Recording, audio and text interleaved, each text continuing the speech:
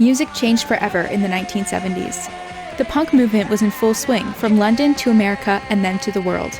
People were using music as a crucial subcultural element, a vehicle for self-expression and societal change. Decades later, and today, we're here. Music is more globally shared than ever, and a leading force in music is the K-pop of the Hallyu wave, or the mass export of Korean popular culture. If you're a diehard punk fan, you probably won't get K-pop. K-pop is less manufactured than Western media makes it out to be, but the notion of complete authenticity that is so valued by the punk community definitely doesn't carry over to K-pop either.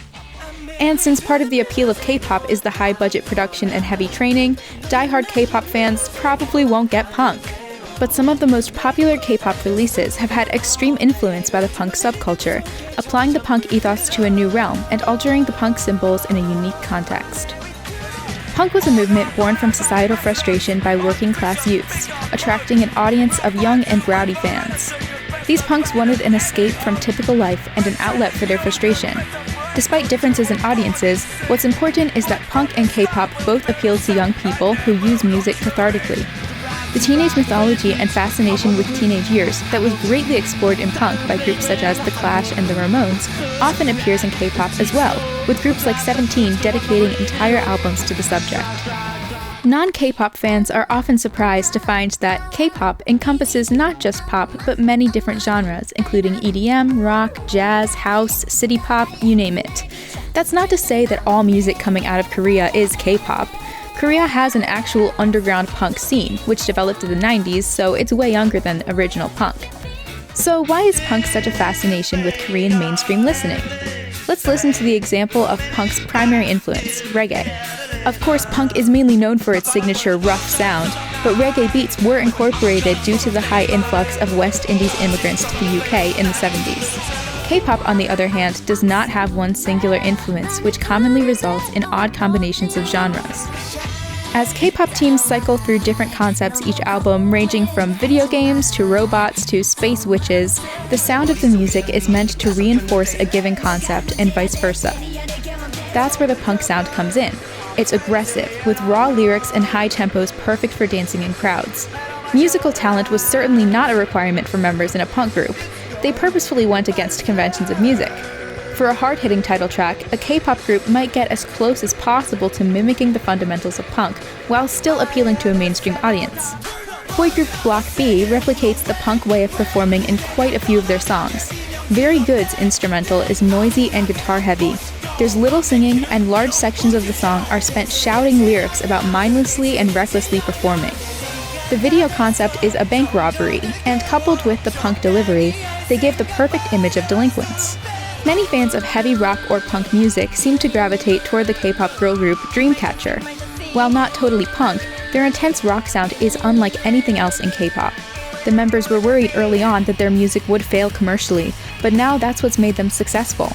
As was the appeal of 70s punk, it's relatable and something different. It's not just punk sound that has left its mark on K-pop.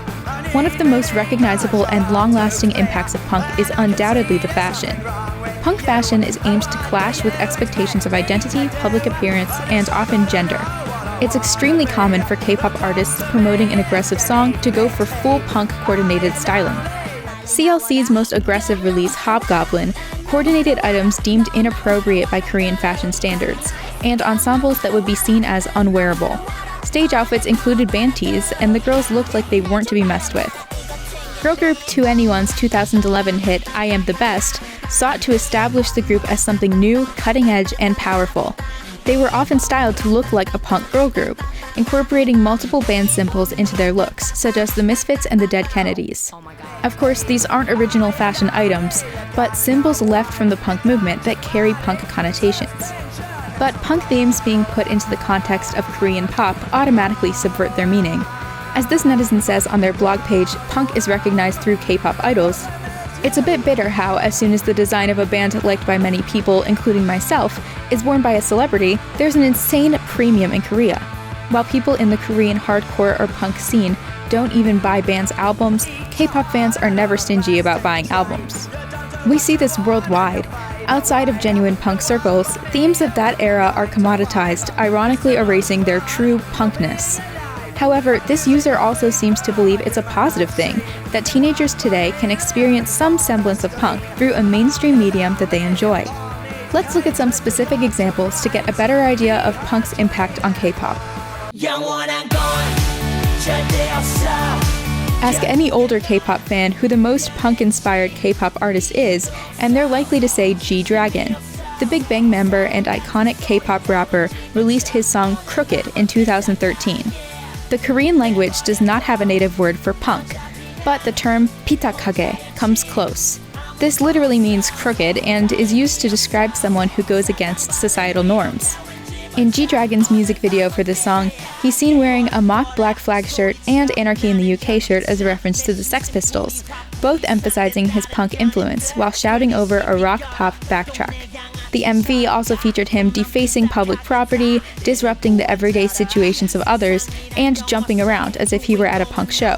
From the lyrics of Pitakage, which was co-written and co-produced by G-Dragon, he is using punk motifs and engaging in typical punk actions after a nasty breakup with his lover.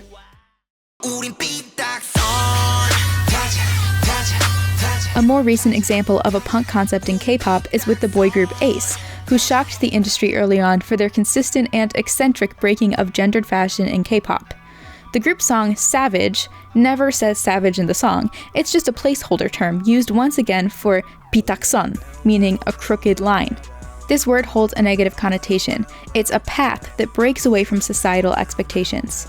The stage outfits for this song were consistently punk-themed, with main vocalist Chan wearing one of Vivienne Westwood's iconic Too Fast to Live, Too Young to Die shirts. The punk motifs here are a visual symbol of somebody intentionally going against the norm, and Ace is presenting this in a positive light.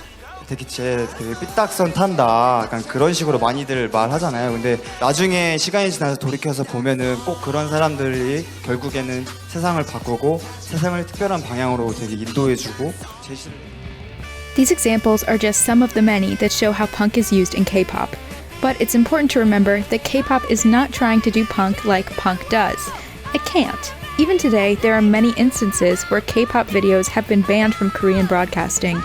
K-pop companies would never be able to do a fully punk concept, because a huge part of K-pop is promotion on live music programs. However, even though they know a line exists, K-pop producers and artists continue to use punk as a way to cross the line without crossing the line.